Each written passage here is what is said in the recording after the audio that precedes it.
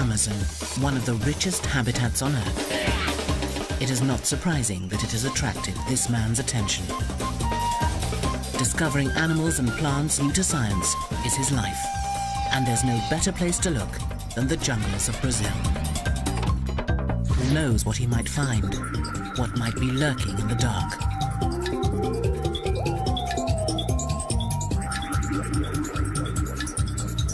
With a love of the wild and a special passion for primates, he's driven on in his search.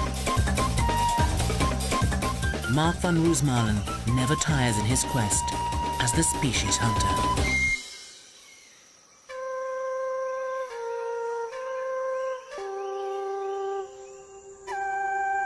Northern Brazil. Here the lush Amazonian rainforest supports untold colourful and secretive creatures. The Amazon region of South America is home to the richest primate populations on Earth, a fact that has attracted the attention of a very special man. Mark van Roosmalen is more than just a lover of monkeys. He's a primatologist, a hero for conservation and a professional species hunter. His work takes him deep into the jungle, and it's his love of monkeys in particular that draws him back time and time again to northern Brazil and the dense forest surrounding the Aripuanã River. Mark has dedicated his life to finding new species and fighting to protect their environments. Now on board his houseboat, the Calibeia, Mark embarks on a new mission and wonders what secrets the forest still holds. It all started in 1996 when somebody delivered a little monkey at my doorstep in Manaus. And I immediately saw that it was a new species of primate, that I didn't believe before that you could find new species of primate. This little monkey, which Mark named Dwarf Marmoset in 1998 and later described as Calibeia humilis, launched a long line of new discoveries.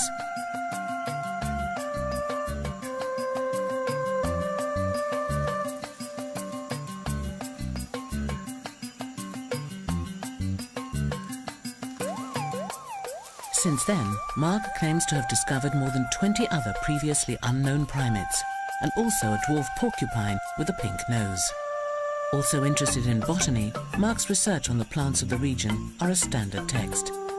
It was Time magazine that dubbed him a hero of the planet because of his commitment to conservation work. Mark's recent work focuses on the forest surrounding the Aripuanã River, an area of Brazilian rainforest the size of France.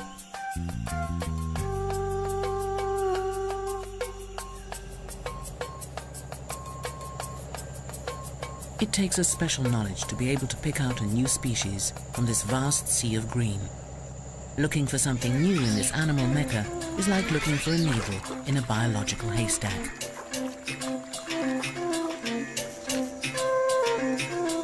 Why is it so important to find new species?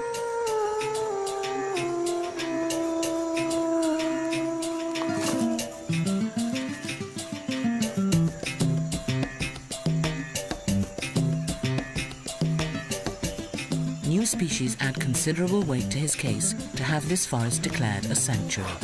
It could be argued that some of the rarer animals and plants here are protected elsewhere, making a local sanctuary unnecessary.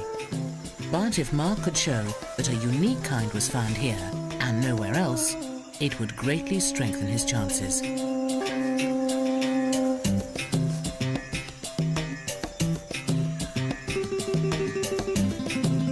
But how do you start looking for a new species of animal unknown to science?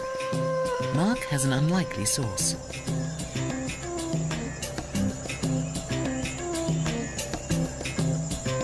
He visits some friends that he considers to be the true field scientists, the people who've lived along the Aripuanã River for generations.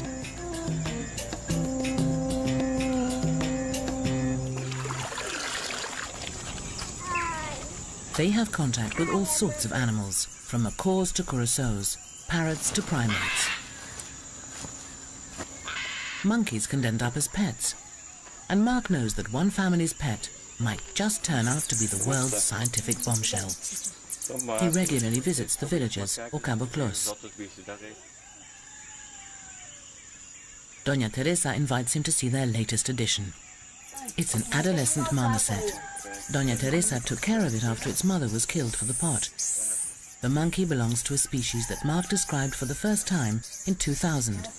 He called it Mico manicorensis, after the town of Manicore on the Madeira River.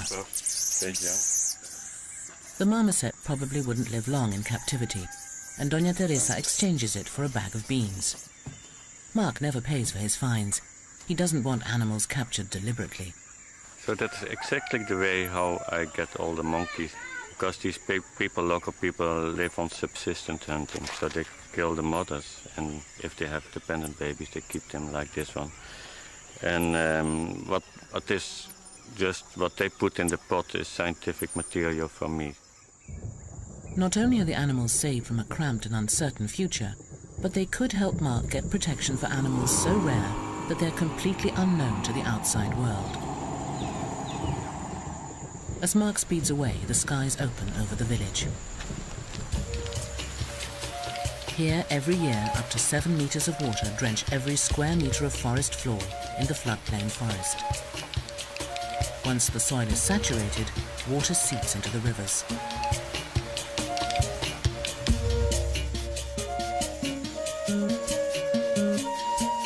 In some places, the water levels swell seasonally by over 10 meters, leaving nothing but the canopy stretching beyond the water's surface.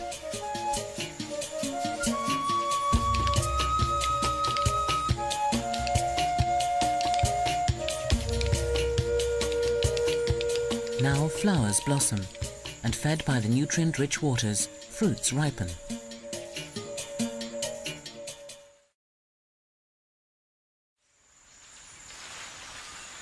Creatures normally hidden in the depths of the forest and high up out of view descend to the floodplain to feed, making them easier to see. Among them, the spider monkey, one of the largest monkeys on the continent. Spider monkeys are easily distinguishable. They have the longest tails in the monkey family, which are used like a fifth limb to swing through the branches. Living in large troops, they split into smaller foraging parties during the day, spreading out to find the best feeding spots. The similar-looking woolly monkey eats a more varied diet of insects and small animals, but also descends to enjoy the rich fruit bounty. With food in abundance, there's plenty of time for play. Above water, any creature would have trouble making their way through the tangle of branches. But beneath the surface, it's a different story. Released from the cramped confines of the river, fish disperse between the submerged tree trunks.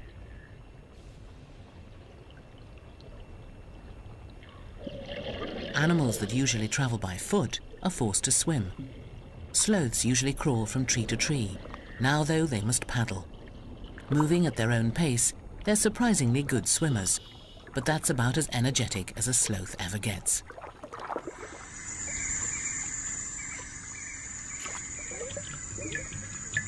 Other strange forms swim by, giants lurking in the murky water. According to legend, when sailors of old glimpsed these creatures at sea, they mistook them for mermaids. The resemblance is not very striking. These are Amazonian manatees or sea cows, one of a few species called sirenians. They look like whales, but are in fact closely related to the elephant.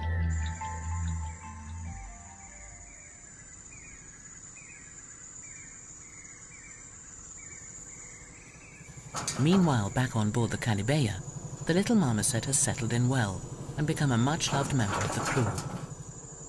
Beady-eyed, he spots a stowaway, a praying mantis, a tasty snack for the liveaboard pest control.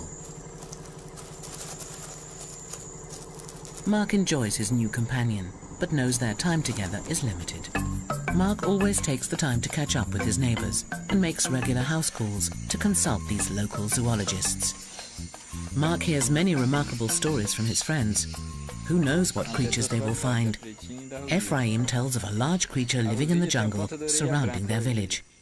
Could this be a species unknown to science? At first, it doesn't sound all that remarkable. A tapir. According to the science books, just one species of tapir lives here, the South American tapir. Textbooks say 4 species of tapir live in the jungles of South America and Asia, the last members of an ancient family of animals related to horses and rhinos. The South American Brazilian tapir is the heaviest land mammal on the continent, weighing around 250 kilos. Tapirs all have the prehensile trunk, but the South American can be identified by the distinctive white ear tips and pale feet. But the animal Ephraim describes is half the size and jet black all over. If this were to turn out to be a new species, it would be electrifying. This may be the only place where the dark tapir lives, and without the knowledge of studies, it could be on the brink of extinction. It's vital to find out more, and that is Mark's mission in life. But the locals haven't finished yet. Peccaries look like pigs, but are more closely related to hippos. Science describes 2 species in the Amazon, the widespread collared peccary and the much larger and noisier white-lipped peccary. This species has a more limited range and moves through the forest in noisy groups of 100 animals or more. That's not what the locals see on their hunts.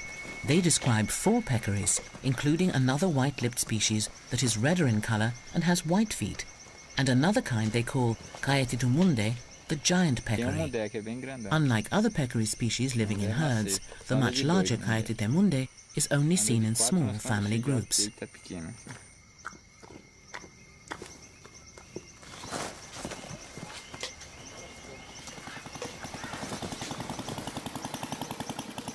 They recall hunts for this larger prey.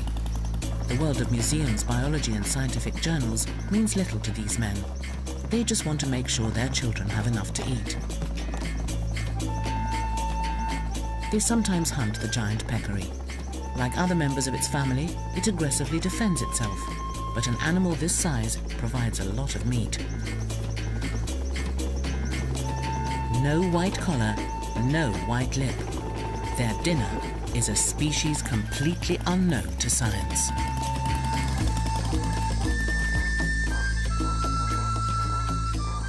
As the days pass, the Calibeya takes Mark and his crew further into the forest. What new surprises lie in wait?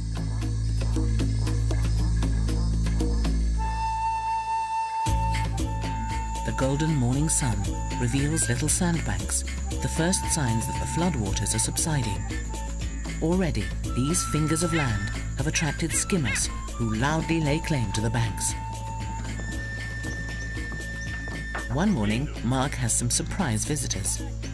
The men have killed another peccary, but knew their dinner would be of interest to Mark. The meat has already gone to feed their families, but the men kept the skin and pinned it out to dry. Mark instantly notes the large size, the stiff black mane, and the absence of a white lip or white collar. This skin comes from an animal unknown to science, a giant peccary. As Mark sits with his monkey friend, he recalls a similar gift, and what may turn out to be the biggest discovery of his career. I was extremely lucky when I came to this little village on the Aripuanã River to do my usual interviews, and then the people told me that they just had hunted a manatee in the creek here, and then I was asking them how many types of manatee do you know, and they said 2. And then I noticed, I was aware that this was a new species.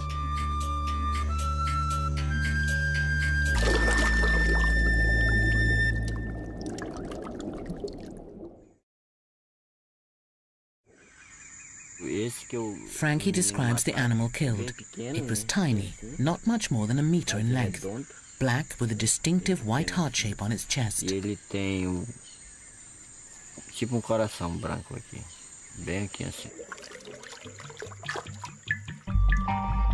Could it really be possible that such an impressive creature has managed to go unnoticed for so long?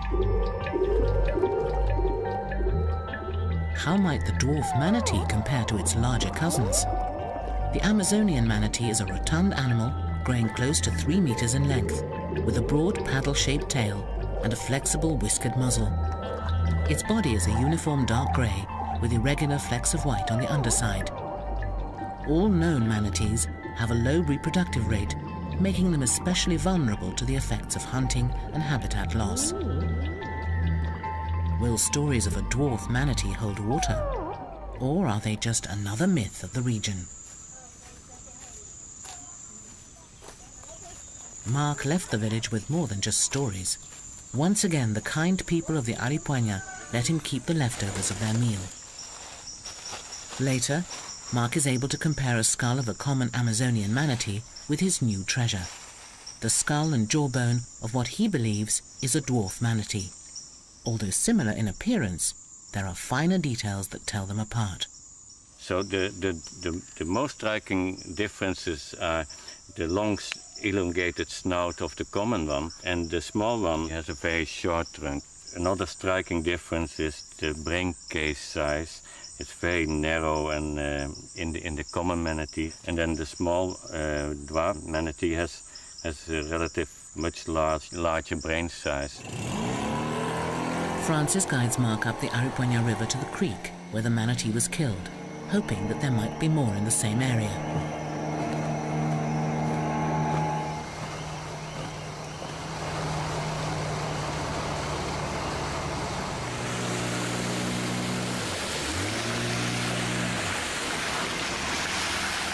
They spot one of the Amazon's oldest inhabitants.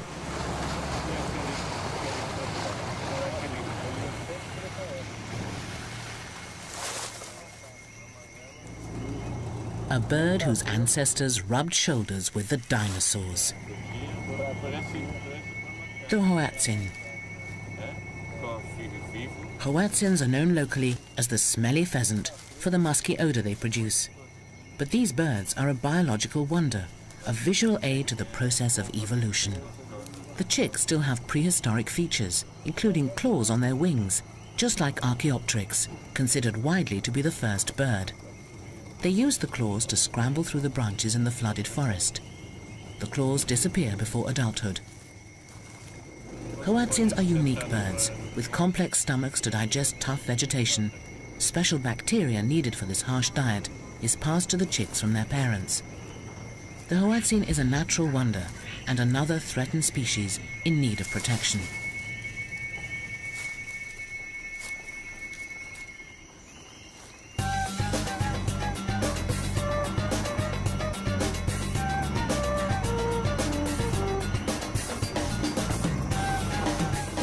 Francis directs Mark into the Arawatsino, a tributary some 40 kilometers long.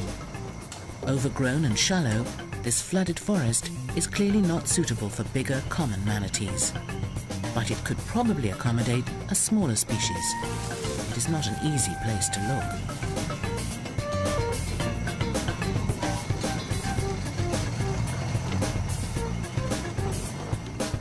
As a primatologist, Mark never stops scouring the treetops for monkeys.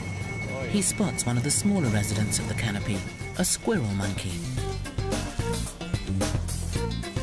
I learned from the monkeys how to survive in the forest and what you can eat and what you can't eat by observing them. They taught me how to make a living without killing any animal. Mark has become a vegetarian, mimicking the monkeys' fruity diets. Charismatic squirrel monkeys are among the monkey man's favorite subjects. The creek narrows with fallen trees forming barricades, but there is clearly lots of leaf matter. Could this be the food of the dwarf manatee? Deadwood lies across their path, but Mark won't allow such minor obstacles to get in his way.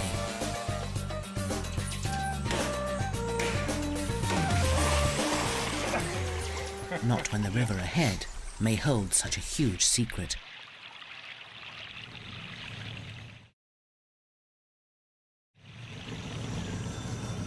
As the search for a new species continues, Mark hears a song that is music to his ears, the duet of titty monkeys.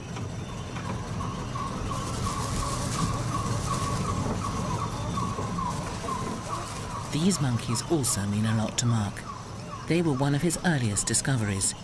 He described them back in 2002. He named them Prince Bernhard titty monkeys in honor of his supporter, the Dutch Prince Bernhard.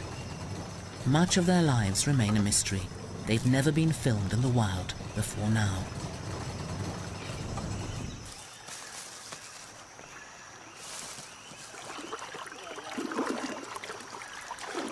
the end of the road. But at least Mark has samples of the dwarf manatee's food. This is about the farthest we can get after all these logs over the river. But I'm happy to have seen the habitat of the dwarf manatee, because the local people in Francis, they say that the dwarf manatee is feeding mainly on these two species of Eliocharis grass. If this is true, it would make the dwarf manatee differ in its feeding behavior from its larger cousin. The Amazon manatee feeds at the surface on floating plants. It seems that the new species may be a bottom feeder.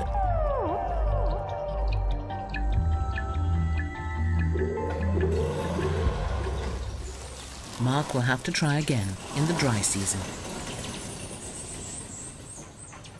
Once home, the Calibeya gets another visit.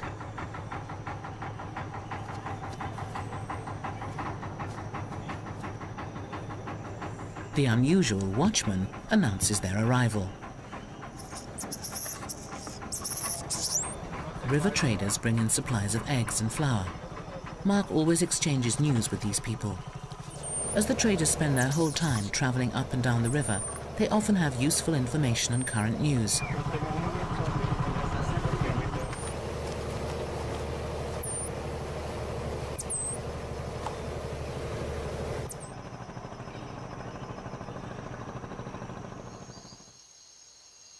September sees a change in the weather.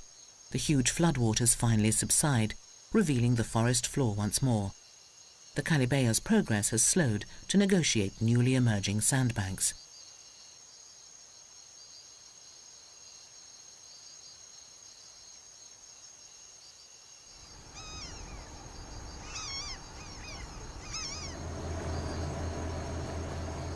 Mark uses the downtime to revisit a childhood fantasy, the Lost World. Not so fanciful now as Mark searches for missing giants himself.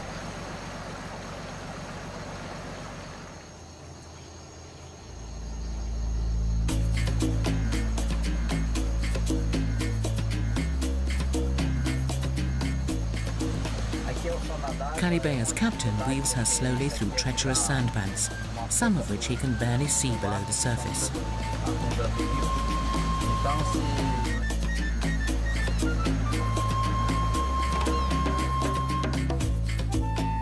At the height of the dry season, the river reveals its skeleton, with sandbanks sticking out like ribs from the murk.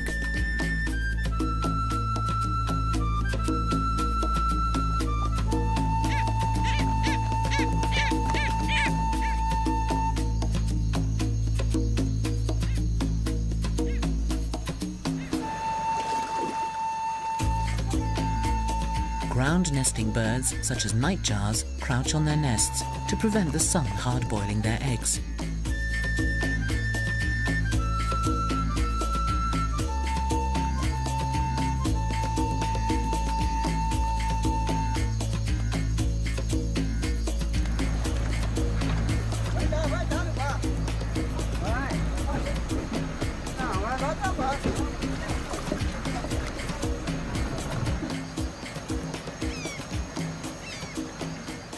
People lived here as far back as the Stone Age, and now the newly exposed rocks tell an ancient story.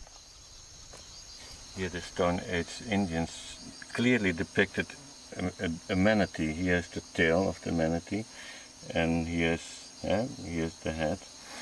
And I consider this a good omen in the search for the dwarf manatee. Maybe they depicted the dwarf manatee. I hope so. This is one of the nicest engravings here. It's of a dolphin. It's a long, elongated snout and a high forehead. Unlike other dolphins, pink river dolphins or botos can turn their necks because the vertebrae have not fused. When the forest floods, botos twist through the tree trunks. They have long tooth-lined beaks, and in the murky waters of the Amazon have lost the need for sight. Their tiny eyes give them a prehistoric appearance. The dolphins use sophisticated internal sonar to avoid collision in the gloom.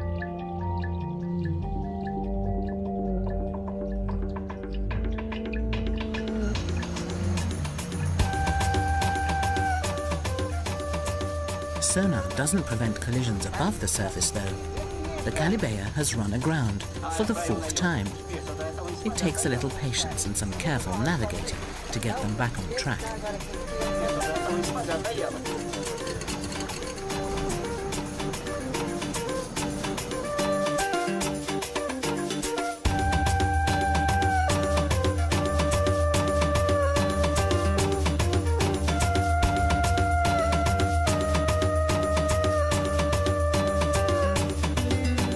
Finally, the ship reaches the Arauazino Creek. Home, Mark believes, to the dwarf manatee. It snakes back into the heart of the mysterious rainforest. Could secret creatures live here, hidden from human eyes?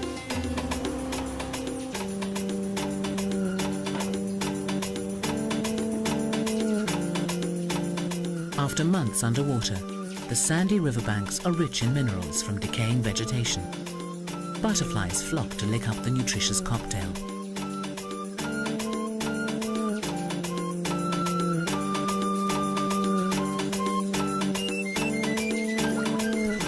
The water is refreshing to drink as well, despite its off-putting colour. Mark is anxious to press on in his search for the dwarf manatee. A find this size could draw international attention to the region, perhaps creating pressure to give it official protection, saving not only a new species, but protecting the habitat of the monkeys that Mark so loves. With that fresh inspiration, he presses on in his search. Francis joins him again, along with his brother Ephraim. Logs and branches clog up the creek. Progress upstream is frustratingly slow. It's a bit of a helter-skelter ride, and they keep the chainsaw close at hand.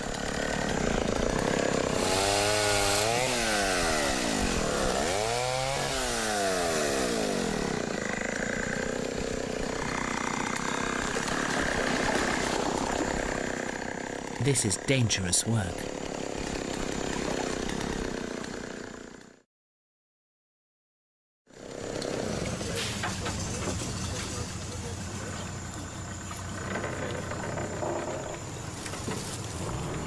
Francis spots one of the logs they cut just a few months ago, in the rainy season.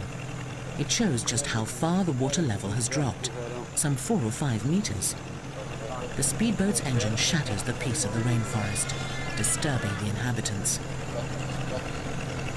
They spot an empty den, but the owners are nearby. The 3 men stop to get a closer look.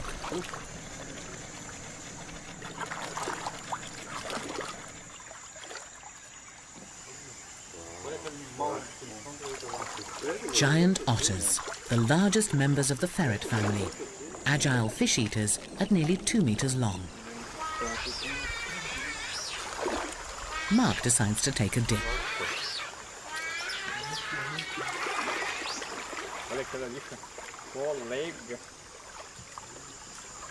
Giant otters live in large family troops and call loudly to each other through the forest.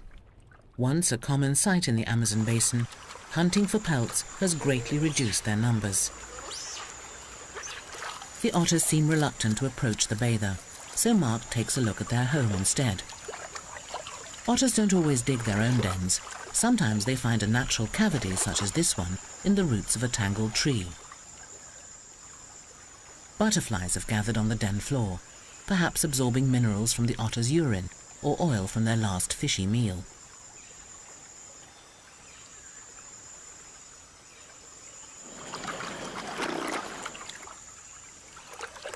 Other traces of the feast remain.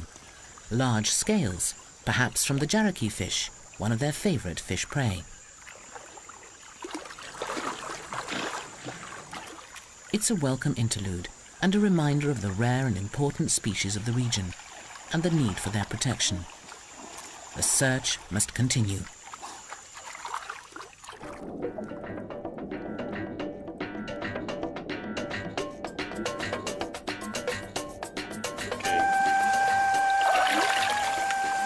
Vamos.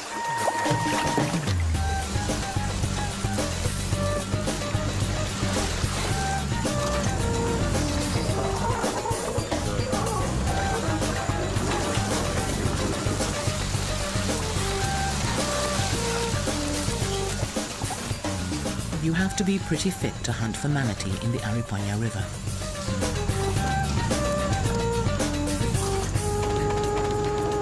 Only small caimans could live in this shallow creek. The spectacled caiman grows to just over 2 meters, but unlike its relative the black caiman, it's unlikely to attack humans.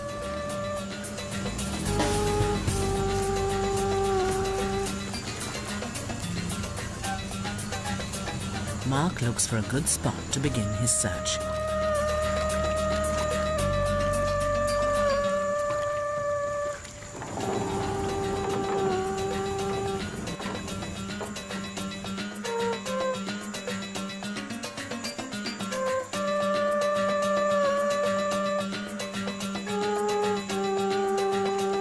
With a likely-looking area selected, the men string a net across the river.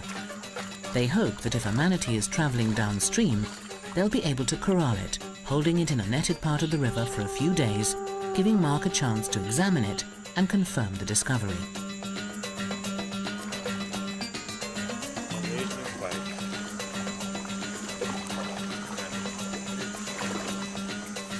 While the trap settles into the river, Mark, ever inquisitive, takes a stroll.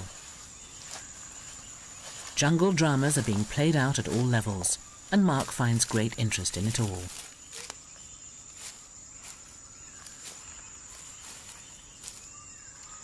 From the animals to the plants on which they live, he even spots a new species that he found just a few months before. Here's the flower of Gustavia. So this represents a new species. It's amazing because it has the biggest fruit in the genus. It has the most spectacular white, distinct flower in the genus. And then it's representing a new species. Yet another new species. More evidence that the biodiversity of the Aripuanã region ranks among the highest in the world. Aside from little reptiles and insects, there are monkeys here too. The new species of marmoset. Mark can't help but take some time to watch their natural behavior.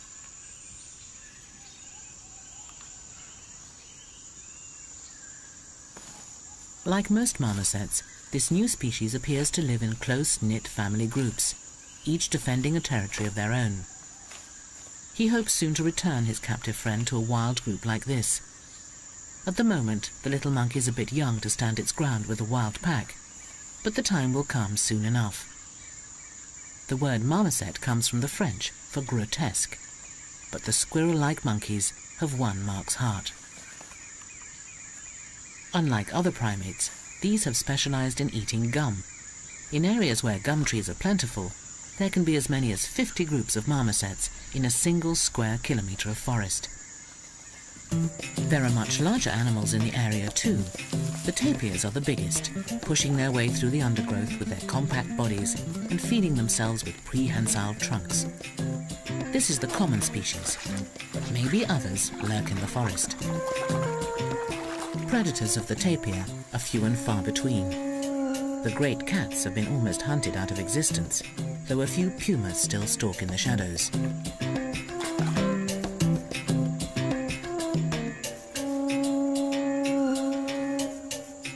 This is the same kind of mountain lion that ranges from Florida to Patagonia. Unlike many cats, these jungle dwellers are quite unafraid of water.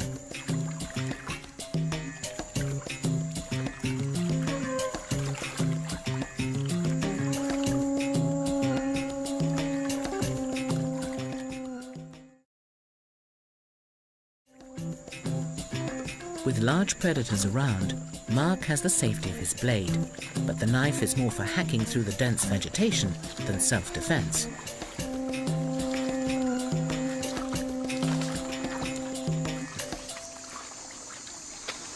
We set the second fence about 1.5 kilometers upstream, but we saw a place where they recently had browsed the Eliocharis grass. Francis tells Mark how the dwarf manatee feeds. So, in July he saw from a distance that a manatee was feeding on a place like this. They have a sloppy way of browsing. They're eating, but then lots of grass stems float and they don't go into the mouth. By contrast, the larger manatee doesn't eat the grass. It's a surface feeder, preferring larger aquatic plants like water hyacinth. This adds weight to Mark's idea that the smaller dwarf manatee is a bottom feeder. How much food would it need, and what size of territory would it require? The Amazon manatee eats 10 to 15 kilos a day and spends up to 8 hours feeding. They migrate with the rains and are capable of fasting for up to 200 days during periods of drought. Could this provide a model for the ecology of the new species? The men plan to spend several nights in the forest. The forest provides their evening menu.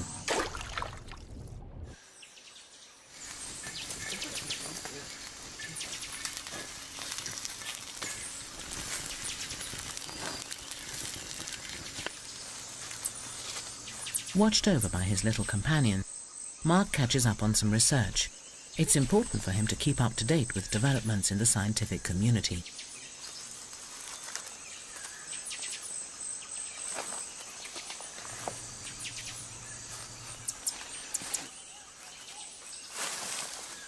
It's easy to nod off when serenaded by a chorus of frogs and insects.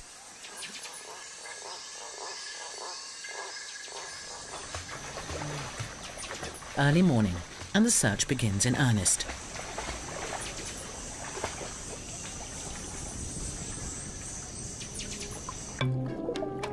The men scour every pool. A few months ago, these fish dispersed through the flooded forest. Now, in the low river, they swim in tight shoals.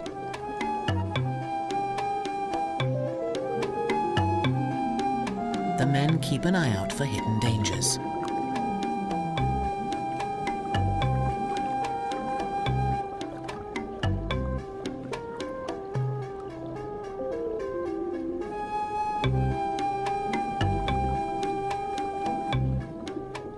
Mark spots a stingray, despite its superb camouflage of sand and stillness. It has a poisonous barb on its tail. If it lashes out, it could inflict an agonizing wound. It's nearly a meter across, but quickly disappears again under a fine dusting of sand. A reminder that even large animals can remain undetected in the forest.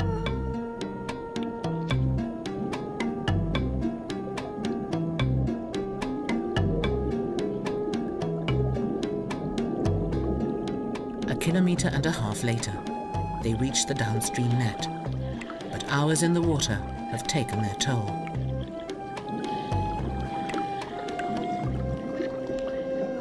I feel very cold. I'm totally undercooled, and it shows how you can almost freeze to death in the rainforest.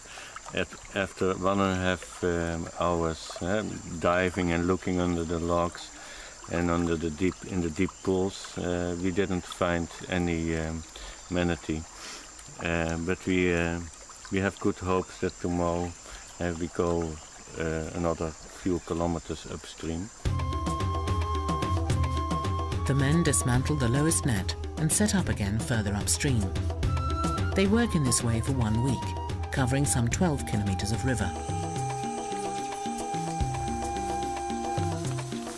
On one trek through the Iguapu, they discover signs of another large animal, the biggest feline predator in the Amazonian jungle. And it has recently sharpened its claws.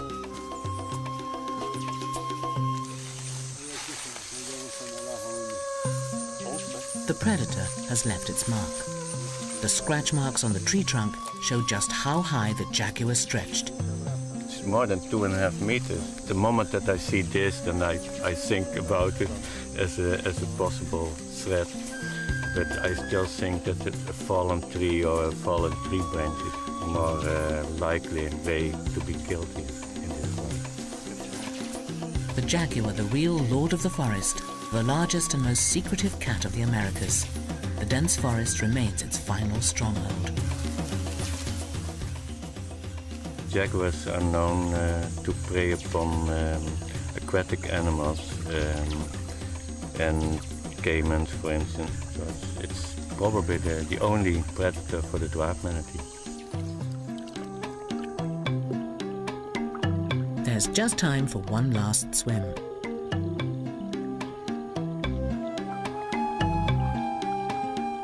Plenty of small caimans, but no dwarf manatees.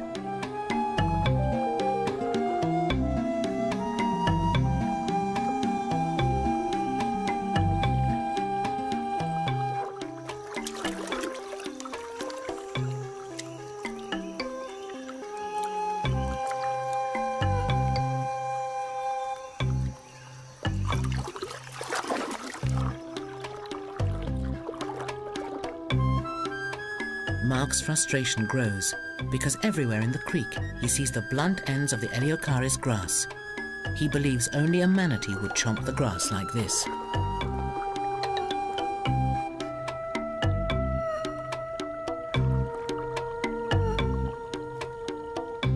He finds a Stone Age carving of a manatee. Why else would ancient Indians depict a manatee in this small creek unless they'd seen them here?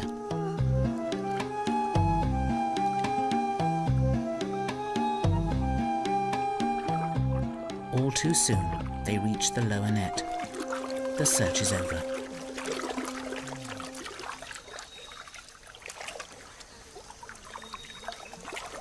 No luck this time. No manatees in this stretch of the river. Francis, Ephraim and Mark pack up the nets for the last time.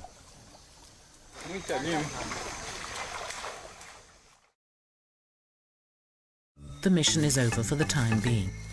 But while they're deep in the forest, one important task remains. Time for one member of the family to say goodbye.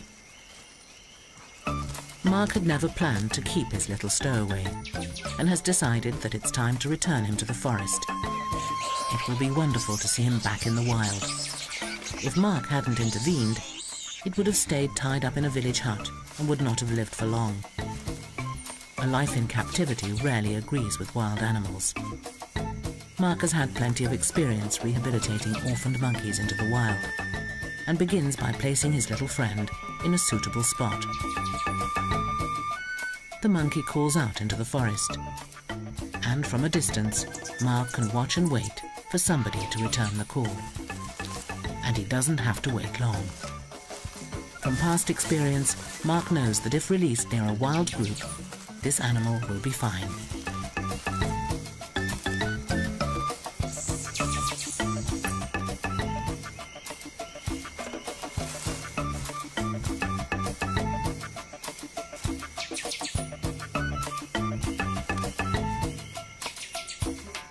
Confident that the troop will now adopt and care for the youngster, and that the little monkey is big and bold enough to stand up for himself, Mark releases him.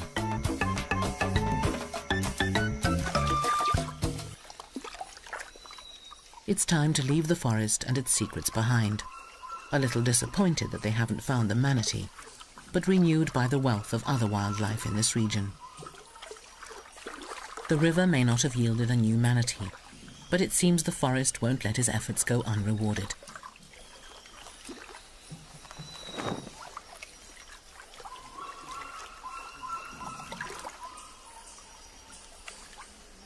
A vulture abandons its meal, an agouti. Mark has never seen this species before.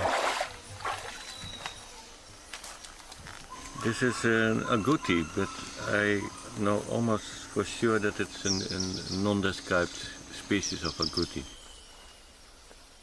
Agoutis with orange-brown fur live on either side of the Aripuanã River, but this specimen, sandwiched in the middle, has a greenish-black coat.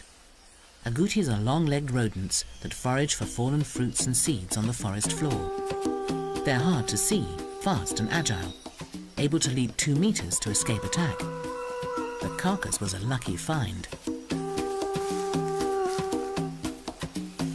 Mark may have stumbled across yet another new species of small mammal.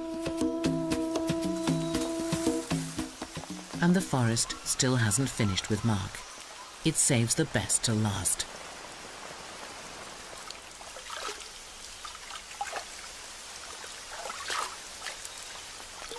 A light shower forces the men to rest for a day. Francis and Ephraim tell Mark of a nearby wallow, which they believe will attract animals from the forest.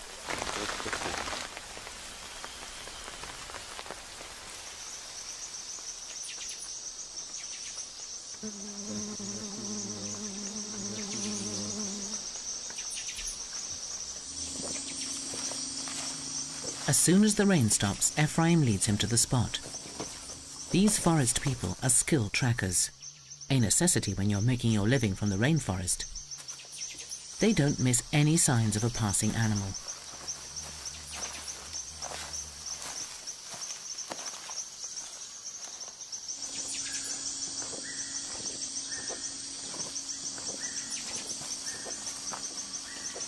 Among the fresh prints, Ephraim notices something that sends a shiver down Mark's spine.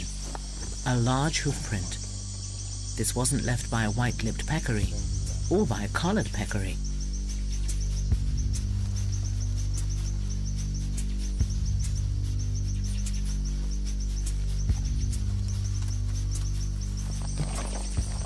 Mark immediately builds a viewing platform, determined not to miss the opportunity of seeing this creature never seen in the flesh before. The peccary, known to hunters, yet still unknown to science.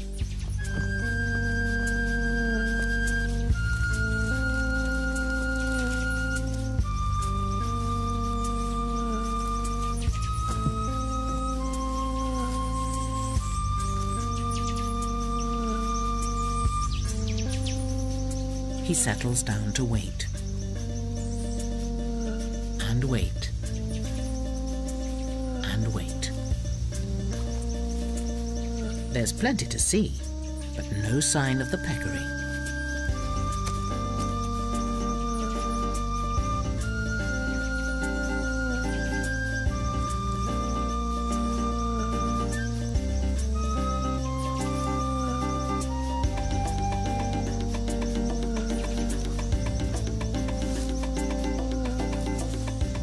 At last, his patience pays off.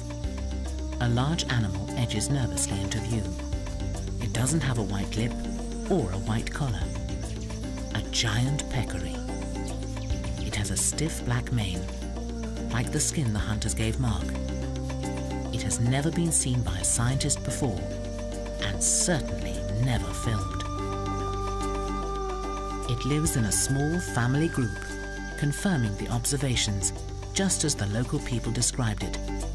Altogether, there are 4, 2 adults and 2 youngsters. Mark, utterly thrilled, takes in every detail.